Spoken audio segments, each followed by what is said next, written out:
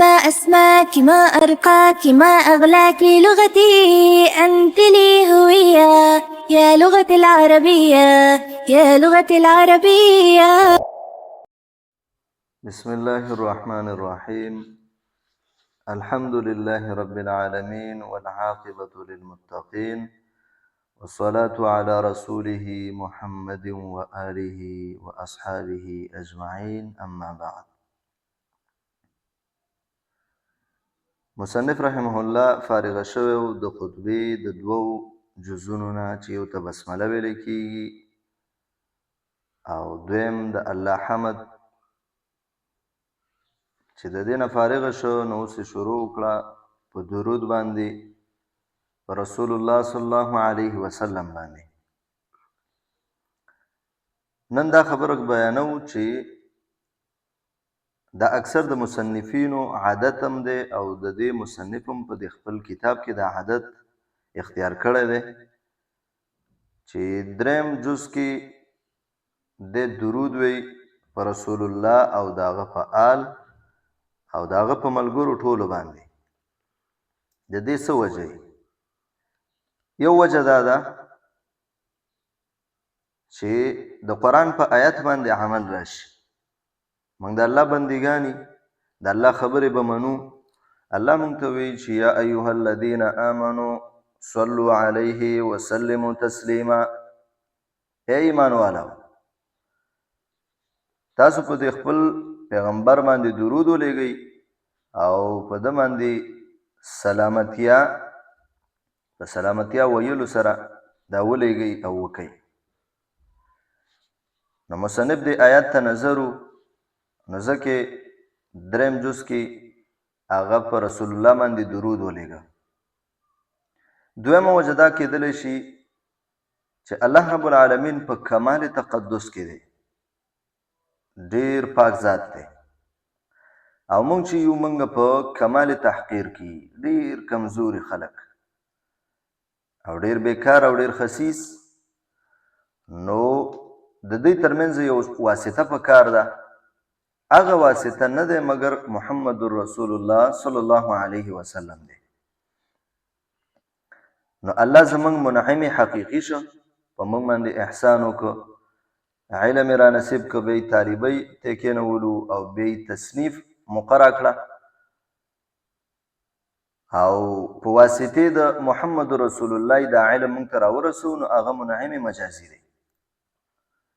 نو د منعم حقیقي شکر مخکې وشو، اوس د منعم مجازي شکر هم پکار دی، ځکه حدیث کې راځي من لم یشکر الناس لم یشکر الله. څوک چې د خلکو شکر او شکریه ادا نه کړي نو د الله هم شکریه ادا نه کړه. دریم غرض په دې درود ویلو کې د مصنف هغه دا دی چې په دې کې د خپل عقیده ذکر کوي چې زه ګوره د مسلمانانو نه یم، ځکه درود او سلامتیا دا کفار په جناب محمد رسول الله باندې نه وایي، اگر که هغه حمد د الله تعالی ادا کوي الله مني، خو نبی علیه السلام سره نه لګي او په هغه باندې ایمان نه دی راوړی نو درود نه وی. نو مصنف دلته درود پیش کړو، نو دې کې خپل ایمان ښکاره کوي ګوره چې زه د مسلمانانو نه یم. دا درې وجې شوې چې په دې وجه د شروع کړې ده په درود ویلو په رسول الله باندې. وضاحت د الفاظو هغه دا دی، الصلات په لغت کې دعا سره راځي، استغفار سره راځي، رحمت سره راځي، تسبیح ویلو سره راځي. د صلات چې کله نسبت الله ته وشي په معنی د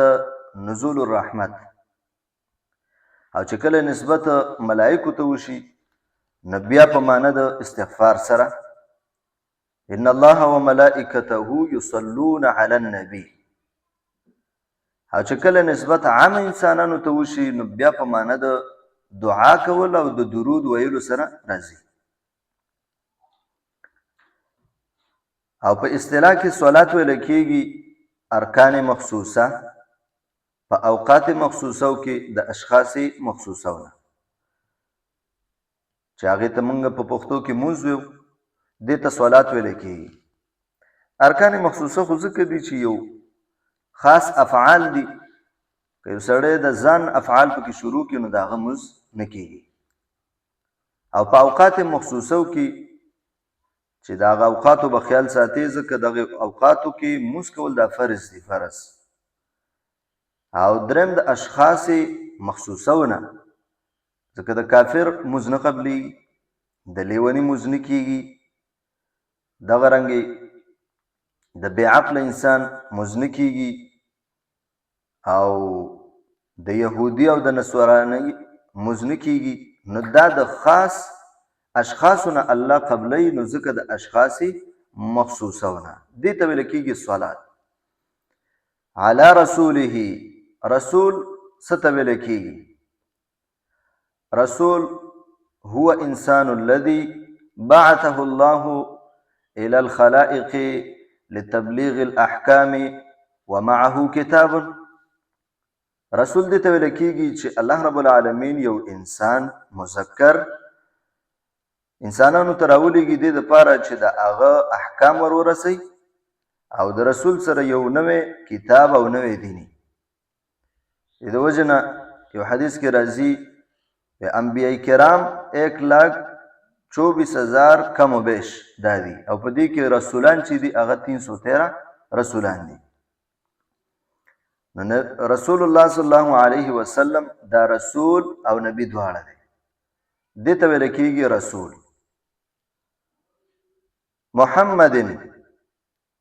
محمدن دا د نبی علیه السلام نومو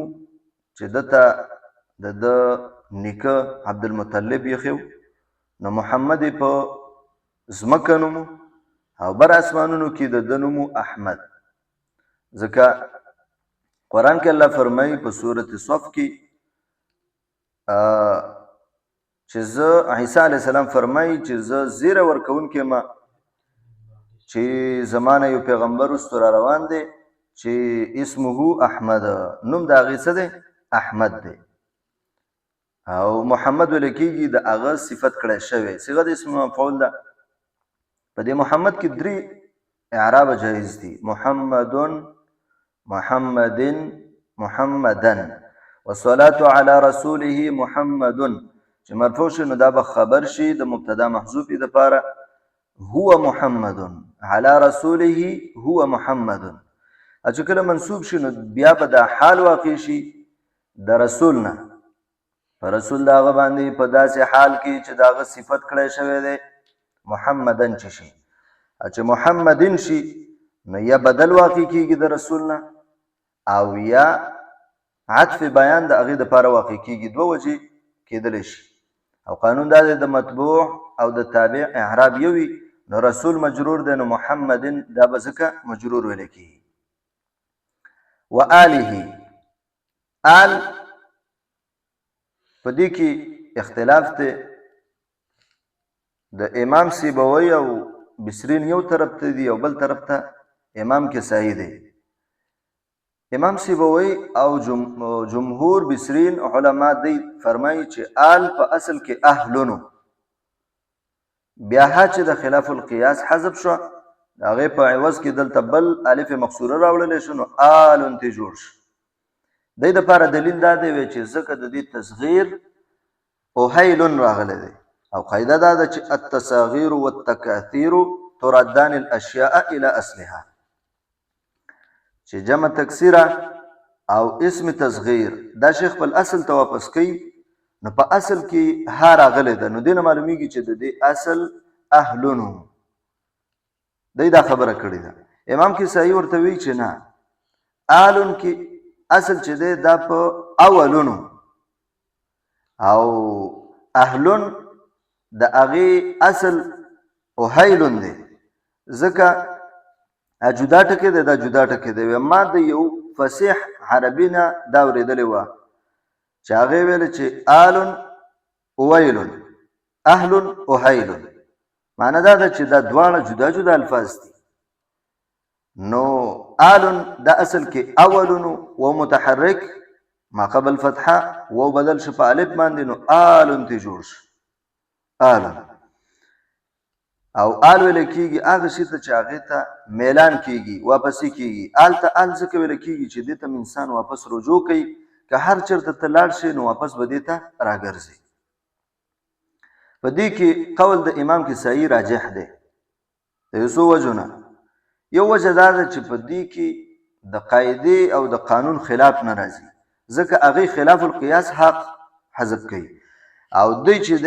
دی وی چې ها پکې سره شته دی نه بلکې واو بدل شي په الف باندې نو دا د قاعدې او قانون مطابق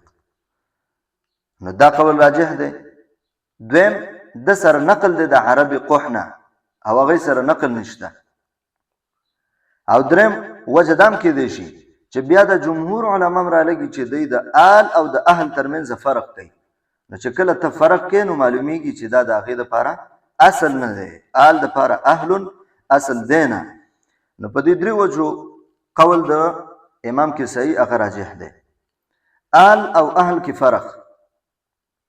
آل چې دی دا ذوي العقولو کې استعمالیږي او اهل چې دی دا عام دی نو دې د وجه نه الله باندې د ذوي العقولو اطلاق نه کېږي ځکه د عقل خبرې چې دی دا د مخلوقاتو سره د بره هغه ذات باندې به د عقل اطلاق نه کې نو آل الله نه ویل کېږي بلکې اهل الله ویل کېږي اهل الله دویم فرق دا دی چې د آل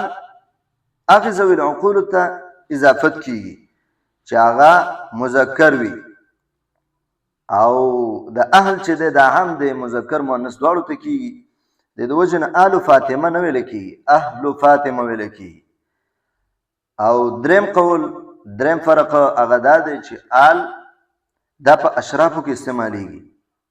برابر خبره که دا شرافت دنیوي او که اخروي لکه آل فرعون دته اوس شرافت په دنیا کې او په آخرت کې خو نشته او آل النبي نو هغه شرافت په دنیا او په آخرت دواړو کې دی او اهل چې دی دا عام دی په اشراف او غیر اشراف دواړو کې استعمالیږي دا درې فرقونه شو د آل په مصداق کې اختلاف د بعض علما وی چې آل د نبی علیه السلام هغه د هغه بیبیانې او د هغه اولاد دې ته آل نبی وی او دویم قول دا دی چې نه آل د پوره خاندان چې تره زامن دي پکې او ترګان دي او چې څومره بنو هاشم دي دا ټول په دې کې داخل دي او دریم پکې چا دا قول هم کړی دی چې آل ویل کېږي تابعداري کوونکي ته نو د نبی علیه السلام هر هغه څوک آل کې راځي چې هغه د هغه تابعداري تر دې چې موږ او تاسو هم که چېرته د رسول الله تابعداري راکړي ښه وه نو موږ هم آل د رسول جوړېدی شو و آله او په آل د هغه باندې او په دې کې غرض د مصنف د آل ذکر راوړو یو خو د نبی علیه السلام نه بیا تر زمونږ پورې په دې کې واسطه چې د هغه آل او اصحاب دي ملګري دي نو په هغې باندې درود او سلامتیا پیش کول پکار دي نو ځکه ذکر کړه دویم آل کې اصل کې اشاره وکړه چې زه ګوره د خوارجو نه هم نه یم ځکه خوارج په آل د رسول الله باندې درود او سلامتیا نه وی د وجې د عنایت کولو نه د علي رضی الله عنه سره نو مصنف دې ته اشاره کوي چې زه ګوره د مسلمانانو نه یم د خوارجو نه یم و اصحابه اجمعین او په اصحابو د هغه باندې په ملګرو د هغه باندې اجمعین ټول په ټوله یادوم ګوره اصحاب یا جمع د صاحب ده لکه اطهار جمع د طاهر راغلی ده یا اصحاب جمع د صحبن ده لکه انهار جمع د نهرن یا اصحاب جمع د صاحبن ده بکسر الحاء لکه انمار جمع د نمرون راغلی ده ملګرتیا ته ویل کېږي ملګري ته ویل کېږي اصطلاح کې صحابي چا ته ویل کېږي هم المؤمنون الذين ادركوا صحبة نبي صلى الله عليه وسلم مع الايمان دا هر هغه مؤمنان دي چې د الله نبی په ملګرتیا کې راګر کړی هغې لیدلی د هغه سره ناسته پاسته شوي بیا په هغه باندې ایمان راوړی او په ایمان باندې وفات شوي دې ته اصحاب ویل کېږي دې د وجې نه هغه انسان چې رسول الله یې نه یې لیدلی او د هغه په زمانه کې او ایمان یې راوړی هغې ته صحابي نه وی لکه نجاشي دغه رنګې یې رسول الله لیدلی دی خو ایمان یې نه دی راوړی. دې ته هم صحابي نه ویلی کېږي لکه ابو جهل. یا داسې یو کس دی چې د رسول الله په وخت کې ایمان راوړه بیا مرتد شو، نو داسې انسان ته او په دې ارتداد باندې دی وفات شو، نو دیم صحابي نه دی. څلورم هغه قسم دی چې اسلام یې راوړه بیا مرتد شو او بیا رسول الله وفات شو، بیا د هغه د وفات نه وروستو د بیا ایمان راوړه، د ارتداد نه وروستو د بیا ایمان راوړه. نو په دې کې اختلاف دی. امام ابو حنیفه په تابعی کې شماري چې دا تابعی دی، او امام شافعي رحم الله ورته بیا صحابي ویل کېږي. نو دې ته اصحاب وي. اجمعین دا تاکید معنوي دی. یو څو الفاظ دي وروستو را روان دي چې اجمعو، اقطعو، ابتعو، ابسعو او نفس عینونو، دا ټول چې دي دې ته تاکید معنوي وي. اجمعین کې اشاره دې ته کوي چې ګوره زه د شیعګانو نه نه یم، زه سني یم، ځکه شیعګان چې د په بعضې صحابو باندې درود او سلامتیا وی او بعضو ته کنځلې کوي. نو دلته اجمعین کې اشاره وکړه چې زه د هغوی نه نه یم. نو ترجمه د دې داسې شوه والصلات او درود دی وي علی رسوله، پر رسول د دغه الله تعالی باندې، محمد چې محمد صلی الله علیه وسلم دی، و آله او په آل داغه باندې، و اصحابه او په ملګرو داغه باندې، اجمعین ټول په ټوله. ترکیب د دې عبارت بدل شي. الصلاة مبتدا على حرف جر، رسوله مضاف مضاف الیه دا مبدل منه، محمد تنا بدل، یا نور ترکیبونه می چې مخکې وکړه. رسوله دا به معطوف کی او محمد دا به تنا عطف بیان شي، یسوق مبین او عطف بیان وي. نو مبدل منه سره د بدلنا دا معطوف علیه و حرف عطف، آله مضاف مضاف الیه دا معطوف اول شه، و حرف عطف، اصحابه مضاف مضاف الیه مؤکد، اجمعین تاکید مؤکد سره د تاکید نه، دا معطوف ثانی شو په هغه رسول باندې. نو معطوف علیه سره د دو معطوفینو نه مجرور د حاله، جار سره د مجرور نه دا ظرف مستقر شي. نازلتون به ورته راوباسي. والصلاة نازلتون علی رسوله، نازلتون اسم فاعل دی او ضمیر پکې پروت دی چې هي دی هغه فاعل دی، او علی رسوله تر هغه الف دا چې دی دا ورپورې متعلق دی. نه دا شبه جمله خبر د الصلاة، مبتدا سره خبر نه جمله اسمیه خبریه. اما بعد، اما دې ته ویل کېږي حرف شرط، او دا قائم شوی دی په ځای د فعل شرط باندې. اصل کې عبارت داسې دی مهما یکن من شیء بعد الحمد والصلاة، هر کله چې یو شیز موجود وي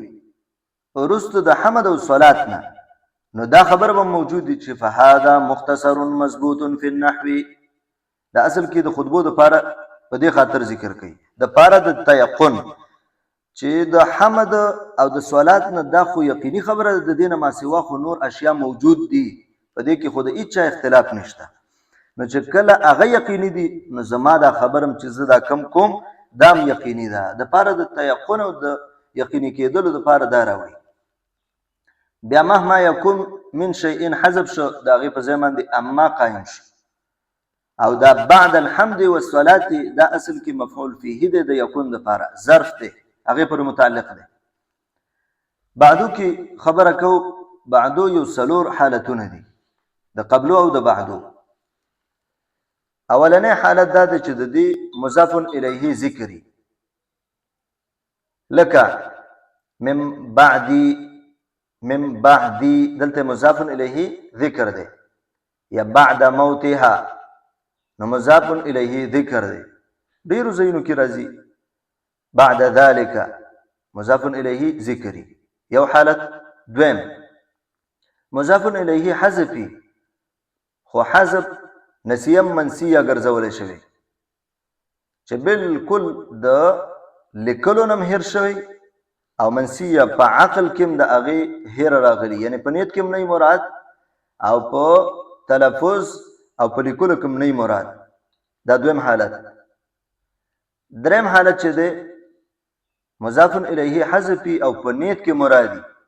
خدا بیا په دوه قسمه دی یا د دې په عوض کې په بعدو باندې تنوین راغلی او یا په نه راغلی نو بعدين چې وي نو دا اصل کې مضاف الیه د حذف د په نیت کې مراد ده او د هغې په عوض کې په بعدين باندې تنوین راغلی دی نو په دې اولنو درې حالاتو کې چې مضاف الیه ذکر یا حذف خو نسیه منسیه ګرځول شوي یا منوي وي خو په عوض کې سره راوړل شوي په دې درې وانو حالاتو کې دا محرف دی او څلورم حالت چې مضاف الیه حذفي منوي وي او په عوض کې په مضاف باندې هیڅ نه راوړل شوي نو دا به مبني بر ضمه مبني په ضمې سره د دې وجه بیانو دا ولې مبني دی نو دا ځکه مبني دی چې دا بعدو دا مشابه شوی دی د حرف سره په احتیاج لکه څرنګه چې حرف په خپل معنا ورکولو کې ضم د کلمې اخرى ته محتاج دی همدغه رنګ دلته دا بعدو مضاف الیه ته محتاج دی نو په احتیاج کې مشابهت د هغې سره هغه مبني نو دا مبني بیا مبني کوي په حرکت سره او په حرکت کې ضمه خاص کو دا ولی نو په حرکت سره خو ځکه کو ځکه اصل په مبني کې هغه مبني بالسکون دی خو دلته سکون نشو راوړلی ځکه بیا التقاء د ساکنین راځي د عین او د دال ځکه بعدو کې عین ساکن دی نو که دال هم ساکن کې التقاء د ساکنین راځي نو ځکه مبني کو په حرکت سره او په هغې کې حرکت کې بیا ضمه خاص کو ځکه دلته د نقصان ډیر شوی دی او د هغې دپاره جبیرم قوي پکار ده ځکه چې څومره زخم لوی هغومره پټۍ هم ډېره لوی نو دلته مضاف الیه د ده نه یو اهم جز حذف شوی دی نو دله پټۍ مضبوطه پکار ده نو په دې حرکاتو کې مضبوطه پټۍ او درنه پټۍ هغه ضمه ده نو دې د وجې نه دا مبني شو په ضمې سره په دې ځای باندې درس بس دی وبالله تعالی التوفیق والله اعلم دعوت اهل حدیث ٹی وی کی ځانګړي او مستند معلوماتو باندې مبني بشمیره تعلیمي او دینی ویډیوز لپاره زموږ پاڼه سبسکرایب کړئ او زموږ د نوي ویډیوز نه د اپډیټ لپاره په بیل آیکن کلیک کړئ